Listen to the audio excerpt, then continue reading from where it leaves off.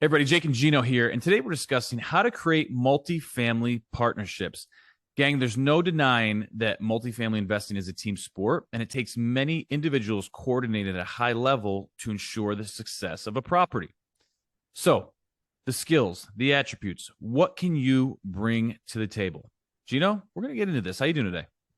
Jake, I'm doing good. One thing I can't bring to the table is my looks, because if I had looks to bring to the table, we wouldn't be doing deals, right, my friend? Dude, you're looking really sharp today, man. You got that plaid, the buttons for the folks not on YouTube, man. Gino's professional. I'm just going to say that much, all right? So okay, multifamily being a team sport, what skills and traits does someone looking to partner and get into bigger deals need to bring to the table?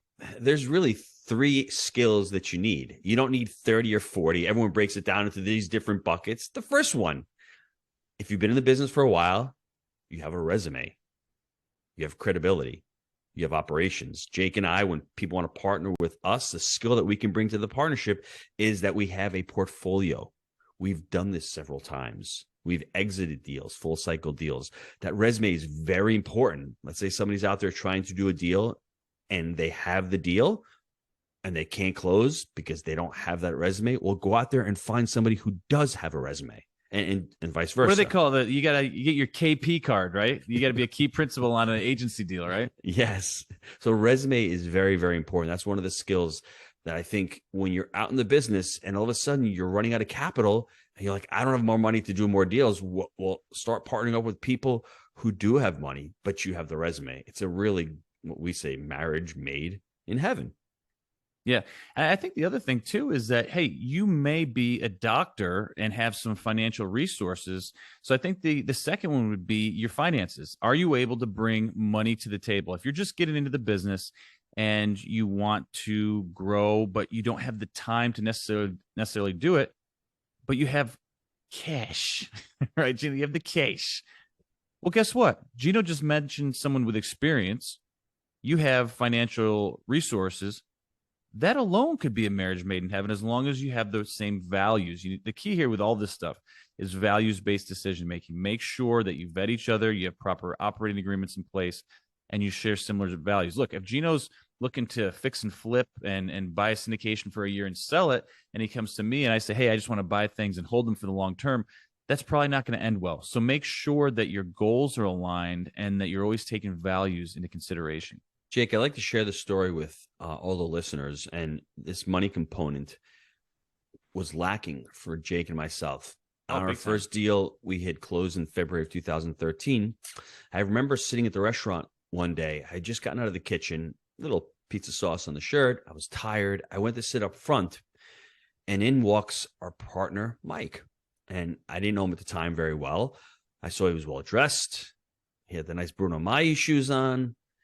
And he goes up to the counter and he's places an order. Those felt-looking things that he wears? Yeah, the slip-ons? yeah, the ones where he stepped in dog shit that time we did the property tour. Yes. That's why, gang. I'm gonna get a little off topic here, but you got to wear duck boots. You're going on property. Look, you might have the poopy cans. You might have the thing where we send the dog feces in for DNA test, and you can find the residents. You come prepared, all right. You're going to walk on site. You got to have your duck boots. Carry on, sir. And he comes in, he sits down, and at the time we just started talking, got to know him a little bit, didn't really know him. I found out that he was trading, he was a hedge fund trader, trading commodities, and he starts talking to me, and I think he assumed that I'm a pizza guy. And then we start talking about gold and oil and currency, and we start talking about China and the world markets. I think he was pretty impressed with my knowledge of understanding of real estate. And then I started talking about our very first deal, and he's buying homes up in Connecticut for $2 million plus with, $12,000 a month in rents. And we had just bought an asset for $600,000 with $13,000 a month in rents. Now, it doesn't take a rocket scientist to know that we've got this huge advantage, but even more importantly, what he understood, it's income versus expenses. He saw the business model. And I said, Mike, we're doing our second deal. And I got ahead of myself. I'm talking about rubs and I'm talking about refi and rolling. And he saw the model. He had the money. Jake and I had the resume. You put both of those together, 1,900 units later, several years later, that's how you start to grow your portfolio, to actually get out there, learn how to do the business, understand the business, and be able to speak intelligently and offer the opportunity. I offered the opportunity to him to invest in our second deal.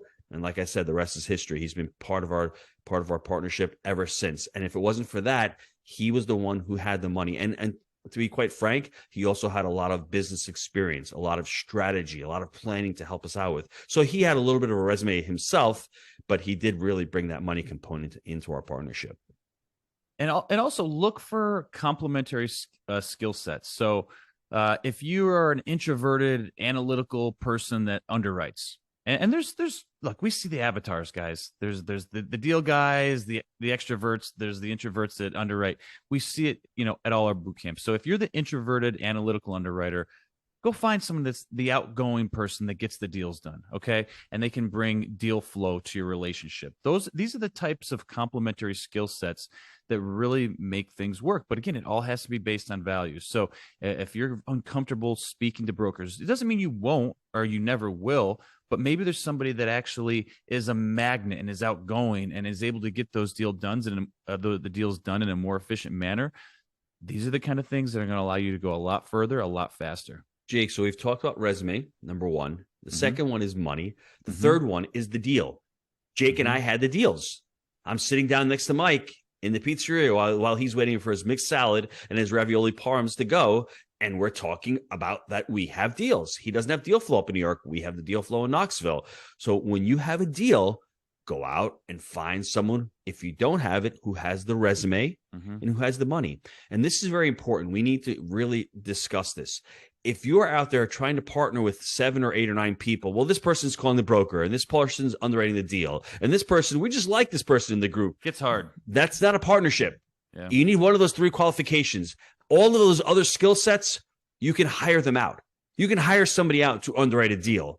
You can hire somebody out for a lot of these other, areas. You want to do a CRM and fill up the CRM. Those are skills that you can go out. Great point, Gino. and don't partner with somebody. Don't give up equity. Jake likes to refer to himself as the equity hound. Oh, equity will set you free, baby. Transactions pay the bills, but equity and then this business will set you free. So think about that going along. And my last point, once again, I'm going to bring it around to values-based decision making. As you're listening to us wind down on the show, what are your values? What do you value? Jake and I value long-termism. We value responsibility. We value integrity. We value growth mindset. You really need to flush out your values. And as you start thinking about that, go out and find other people who value what you value, and your partnership will have a much better chance of lasting for the long term. Well said, G-Funk. Hey, gang, as always, we believe in buying deals for the long term. Think in decades. I'm Jake. He's a G-Daddy. We make it happen. We'll see you next time.